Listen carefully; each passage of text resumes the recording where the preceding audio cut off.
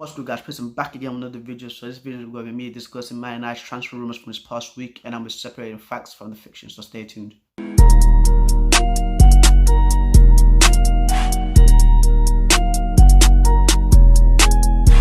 Napoli have put a 100 million price tag on Koulibaly. In my opinion, I do think this is a fact as well, because as I said like 2 weeks prior with the troll that went on the comments and they started like talking a whole lot of nonsense about Koulibaly.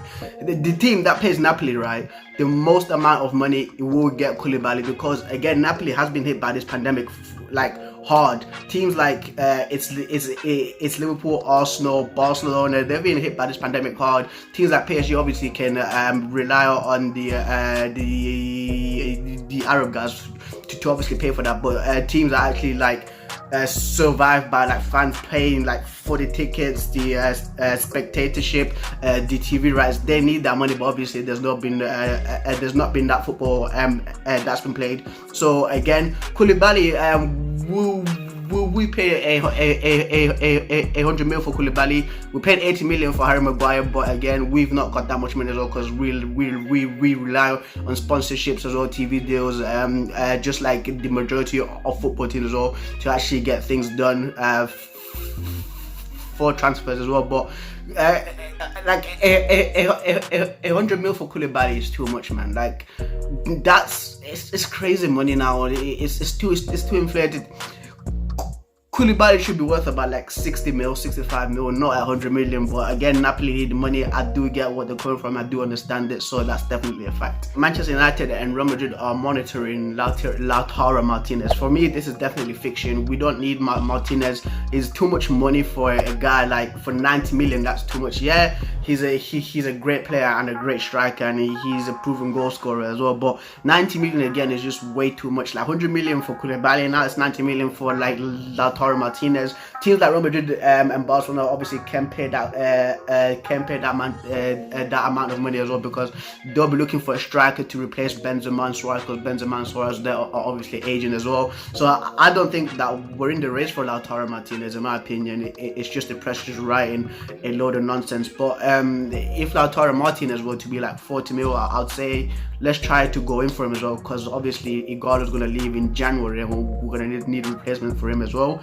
But yeah, I think this is fiction at the moment. So again, Man United are back within the interest of Donny van de Beek. In my opinion, Donny van de Beek as well is a gamble, like with how Frankie de Jong went to Barcelona, but he's actually playing well. Matthijs de Ligt, he went to Juventus, but now like he's having like a tough season. Obviously it's his first season within Juventus, but like it's a big gamble as well. But I've not seen Donny van de Beek play, like, because the thing is as well, like when Memphis came to Man United, like, Memphis was tearing it within the Dutch league, but when he came to Man United, obviously he didn't have that much of an impact. Would the same thing happen with Donny van de Beek again? I really do not know to what to think of this guy. Like, I've not seen him play that much. Chelsea went and signed Hakim Ziyech. Like Ziyech, I've seen Ziyech play like in last season's Champions League. I've seen like some clips of him as well. But with Donny van de Beek, he's 23 years old. It's a little bit of a gamble, but if he's worth like 30 mil, then I think, yeah, we should sign him, you know, and we should just try to give him a chance. But again, I've not seen the guy play for me to actually judge him as that much. So Thiago Almada is the transfer alternative to Jadon Sancho. So if we do not get Jadon Sancho within the transfer like summer like market, we'll get Thiago Almada. Maybe, like, obviously for me, I think this is a fact, because we are looking to get a right winger, in my opinion. But the thing is, I've not seen this guy play. He plays for Vélez Sarsfield. I think it's Vélez Sarsfield. Yeah. But basically, like with him as well, I've not seen him play. Like the only thing that I know is he's 19 and he's worth 20 mil, and he plays in the Argentine league. What the hell? Like, come on. Like, yeah, we are taking gambles on 19-year-olds and it's 20 mil. It's the same thing we're linked with the guy. He's called Matondo in the Schalke. He plays for Schalke within the German league. Like, what the?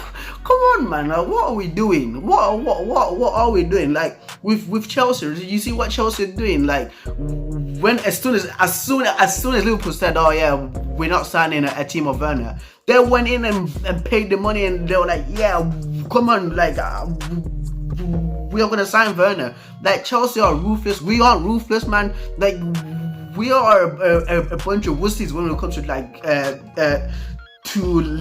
like transfers. We need to go out there. Like if we want Sancho, we should get Sancho. Come on, we're Man United, man. We should not be going out to Argentina and trying to get some 19-year-old to actually play for us, because when he comes, maybe the pressure might get to him. Like I'm not slating the kid. Maybe he's gonna be a world beater. I can't see into the future, but I guess it's also a big gamble. Like we need to go there. Like we need to go to Dortmund and pay the money for Sancho, because obviously we know what Sancho can bring to us. Like this kid, right? We don't know what he'll bring to us. Maybe he'll come and he'll be like the next Cristiano Ronaldo,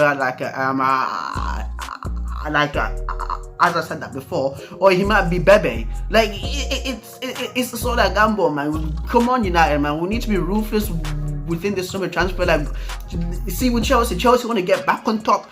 It's like we are taking one step forward and then like 4 steps backwards. Come on, like we should be ruthless, man. But again, anyway, yeah, I think this is a fact. Like we're a bunch of cheapskates now, in my opinion. Like we don't even want to pay the full price for Bruno Fernandes anyway. We just want to make things easier for us. But yeah, I think this is a fact. And so last but not least, anyway, because that previous thing, like that little previous run has actually got me down. But last but not least, we want to sell Sanchez, Smalling and Rojo to obviously like fund our transfer business as well, because we've not got the money from like the TV sponsorships, from Chivas Reals, like all the sponsorships as well, because the pandemic has hit us hard. For me, yes, we should sell them because we don't need these guys. As I said before, we like Rojo I would keep, because Rojo is like a mental guy. We always need like a tough person within our team, but he's 30 years old now. Chris Smalling should just go. Like this guy, he can't handle the Premier League, but he can go to Syria and turn into Smaldini.